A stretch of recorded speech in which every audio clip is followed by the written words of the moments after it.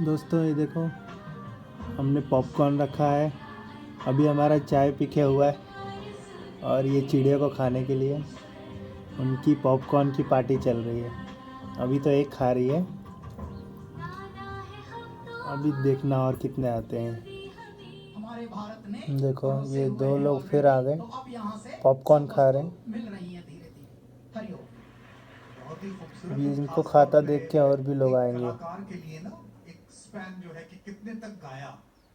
तो ये मतलब दूसरी शताब्दी शुरू हो रही है, उसका आखिरी गाना है लता दीदी का। जो आवाज हमने 40 के दशक में सुनी।